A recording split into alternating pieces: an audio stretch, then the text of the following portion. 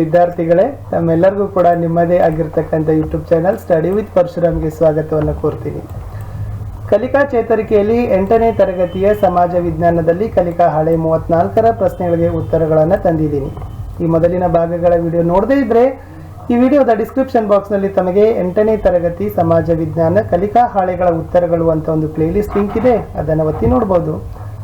So Ganesha ಮೂರ್ತಿಗಳ ಒಂದು ಪ್ರತಿಷ್ಠಾಪನೆ ಇರೋದ್ರಿಂದ ಬಹಳಷ್ಟು ರೀತಿಯಾಗಿರ್ತಕ್ಕಂಥ ಧ್ವನಿವರ್ಧಕಗಳ ಬಳಕೆ ಹೆಚ್ಚಿದೆ ಇಲ್ಲಿ ನಮ್ಮ ಕಡೆ. ಸುಮಾರು ಇದು ನಾನು ರೆಕಾರ್ಡ್ ಮಾಡ್ತಕ್ಕಂಥದ್ದು 5ನೇ ಸಾರಿ. ಮಧ್ಯದಲ್ಲಿ ಬಹಳಷ್ಟು ರೀತಿಯಾಗಿರ್ತಕ್ಕಂಥ ಪಟಾಕಿಗಳ ಸಿಡಿಮದ್ದುಗಳ ಶಬ್ದದಿಂದ ಏನಾಯ್ತಪ್ಪ ಅಂದರೆ ಬ್ರೇಕ್ ಆಯಿತು.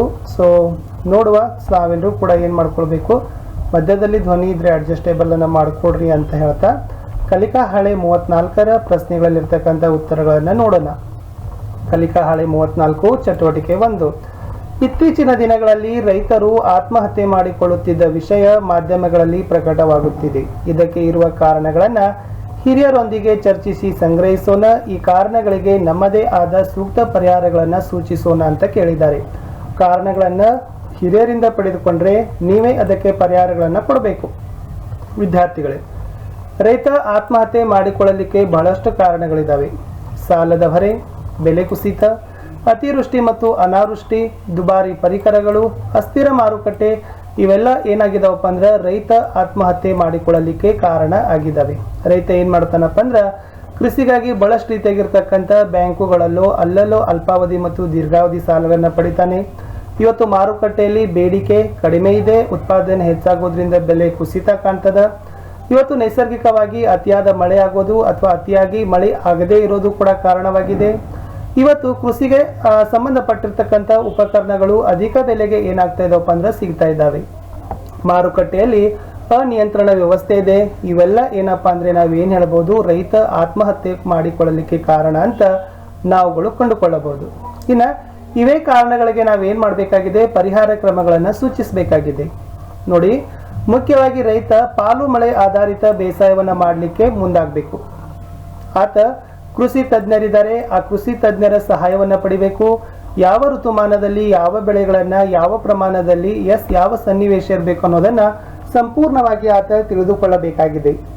ಇವತ್ತು ಬ್ಯಾಂಕುಗಳು ಕೊಡ್ತಕ್ಕಂಥ ಅಲ್ಪಾವಧಿ ಮತ್ತು ದೀರ್ಘಾವಧಿ ಸಾಲದಲ್ಲಿರ್ತಕ್ಕಂಥ ಬಡ್ಡಿ ದರ ಏನಾಗಬೇಕಾಗಿದೆ, ಕಡಿಮೆ ಮಾಡಿಕೊಳ್ಳಬೇಕಾಗಿದೆ. ರೈತ ಬೆಳೀತಕ್ಕಂಥ ಎಲ್ಲ ಬೆಳೆಗಳಿಗೂ ಕೂಡ ಏನಾಗಬೇಕು, ಬೆಳೆ ವಿಮೆ ಪದ್ಧತಿಗೆ ಅನ್ವಯ ಆಗಬೇಕು.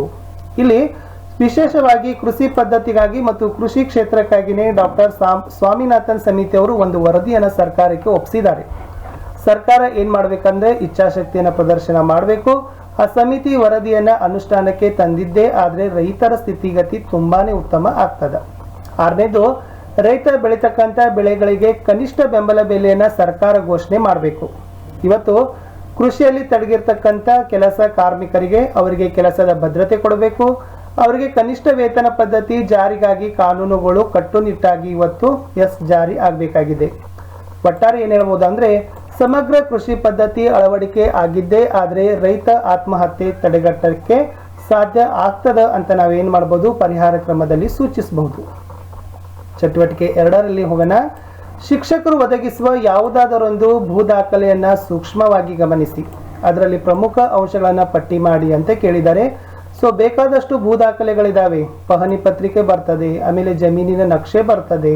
ಓಕೆ, ಬೇರೆ ಬೇರೆ ತರನಾಗಿರ್ತಕ್ಕಂಥ ಇವತ್ತು ಭೂ ದಾಖಲೆಗಳು ನಮ್ಮ ಕಡೆ ಸಿಗ್ತವೆ. ಅವೆಲ್ಲಗೆ ಸಂಬಂಧಪಟ್ಟಂತೆ ನಿಮಗೆ ಶಿಕ್ಷಕರು ಒಂದು ದಾಖಲೆಯನ್ನು ತೋರಿಸಿದ್ರೆ ಆ ದಾಖಲೆಯಿಂದ ನಿಮ್ಗೆ ಏನು ಕಂಡು ಬರ್ತದೆ ಅನ್ನೋದನ್ನು ತಾವೇನು ಮಾಡಬೇಕಾಗ್ತದೆ ವಿದ್ಯಾರ್ಥಿಗಳೇ, ಒಂದು 5-6 ಅಂಶಗಳನ್ನು ಬರಿಬೇಕಾಗ್ತದೆ. ಉತ್ತರ ನೋಡೋಣ. ಸೊ ಉದಾಹರಣೆಗಾಗಿ ಶಿಕ್ಷಕರು ತಮಗೆ ಪಹಣಿ ಪತ್ರಿಕೆ ತೋರಿಸಿದ್ದಾರೆ ಅಂತ ತಿಳ್ಕೊಳ್ಳೋಣ. ಈ ಪಹಣಿ ಪತ್ರಿಕೆಯಲ್ಲಿ ಏನಿರ್ತದೆ, ಇದು ಯಾವ ಒಂದು ಕ್ಷೇತ್ರದಲ್ಲಿ ಬರ್ತದೆ, ಓಕೆ, ಇದು ಎಷ್ಟು ಸರ್ವೆ ನಂಬರ್ ಹೊಂದಿದೆ, ಎಷ್ಟು ಜಮೀನು ಹೊಂದಿದೆ, ಮಾಲೀಕ ಯಾರು, ಅದು ಆ ಜಮೀನಿನ ಮೇಲೆ ಯಾವ ಋಣಗಳನ್ನು ಹೊಂದಿದ್ದಾವೆ, ಅಲ್ಲಿ ಯಾವ ತರನಾಗಿರ್ತಕ್ಕಂಥ ಮಣ್ಣಿನ ಪ್ರಕಾರ ಇದೆ, ಓಕೆ, ಯಾವ ಯಾವ ವರ್ಷದಲ್ಲಿ ಯಾವ ಯಾವ ಬೆಳೆಗಳನ್ನು ಬೆಳೆದಿದ್ದಾರೆ ಅನ್ನೋದರ ಸಮಗ್ರ ಮಾಹಿತಿ ಏನಾಗ್ತದಪ್ಪ ಅಂದ್ರೆ ಈ ಪಹಣಿ ಪತ್ರಿಕೆಯಲ್ಲಿ ಸಿಗ್ತದೆ. ಇದನ್ನೇ ಇಲ್ಲಿ ಬರೆದಿದ್ದೀನಿ. ಈ ಪಹಣಿ ಪತ್ರಿಕೆ ಭೂ ಮಾಲೀಕರ ಹೆಸರು, ಆಸ್ತಿಯ ಪ್ರದೇಶ, ಒಟ್ಟು ಹೊಂದಿರೋ ಜಮೀನು, ಬೆಳೆಗಳು, ಮಣ್ಣಿನ ಪ್ರಕಾರ, ಆಮೇಲೆ ಹೊಲದ ಮೇಲೆ ಇರ್ತಕ್ಕಂಥ ಋಣಗಳು ಏನಾಗ್ತದಪ್ಪ ಅಂದ್ರೆ ಈ ಒಂದು ಪಹಣಿ ಪತ್ರಿಕೆಯಲ್ಲಿ ನಮೂದು ಆಗಿರ್ತದೆ. ಆ ಎಲ್ಲ ಮಾಹಿತಿಯನ್ನು ನಾವು ಏನು ಮಾಡ್ಬೋದು RTC ಇಂದ ಪಡಿಬಹುದು. ಚಟುವಟಿಕೆ 3 ಇತ್ತು. ಈ ಕೆಳಗಿನ ದಿನಪತ್ರಿಕೆಯ ತುಣುಕು ನೀಡಲಾಗಿದೆ, ಓದಿಕೊಂಡು ನಿಮ್ಮ ಅಭಿಪ್ರಾಯವನ್ನು ಬರೆಯಿರಿ. ಇಲ್ಲಿ ಏನು ಮಾಡಿದ್ದಾರೆ, ನ್ಯೂಸ್ ಪೇಪರಲ್ಲಿ ಇರ್ತಕ್ಕಂಥ ಒಂದು ಸಮಗ್ರ ಕೃಷಿ ಪದ್ಧತಿಯಿಂದ ರೈತರಿಗೆ ಆದಾಯ ಅಂತಕ್ಕಂಥ ತಲೆಬರಹದಡಿ ಒಂದು ಏನು ಮಾಡಿದ್ದಾರೆ, ಸುದ್ದಿಯನ್ನು ಪ್ರಕಟ ಮಾಡಿದ್ದಾರೆ. ಇದೆಲ್ಲ ಸುದ್ದಿ ಓದಿದ ನಂತರ ನಾವು ನಮ್ಮ ಅಭಿಪ್ರಾಯಗಳನ್ನು ಬರಿಬೇಕು.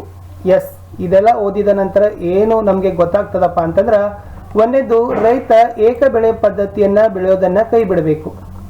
ಹಾಗಾದ್ರೆ ಏಕ ಬೆಳೆ ಪದ್ಧತಿ ಕೈ ಬಿಟ್ರೆ ಬಹು ಬೆಳೆ ಪದ್ಧತಿ ಅವಲಂಬನೆಗೆ ಒಲವು ತೋರಬೇಕು. ಇದರಿಂದ ಹೆಚ್ಚು ಆದಾಯ ಸಿಗ್ತದೆ ಅನ್ನೋದನ್ನು ನಾವೇನು ಮಾಡಬೇಕು, ಖಾತ್ರಿ ಪಡಿಸ್ಕೊಳ್ಬೇಕು.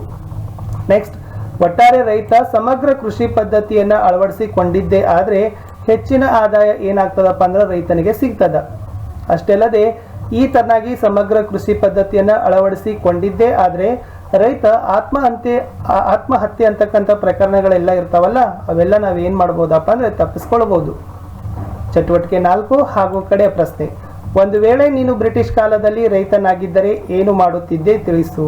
ನೋಡಿ, ನೀವೇ ಬ್ರಿಟಿಷರ ಕಾಲದಲ್ಲಿ ರೈತ ಆಗಿದ್ರೆ ಸೊ ತಾವೇನು ಮಾಡ್ತಿದ್ರಿ, ನಿಮ್ಮ ಸ್ಥಿತಿ ಹೇಗಿತ್ತು, ನಿಮ್ಮ ತಲೆಯಲ್ಲಿ ವಿಚಾರಗಳು ಹೇಗೆ ಬರ್ತಿದ್ವು ಅನ್ನೋದನ್ನ ಕೇಳಿದ್ದಾರೆ.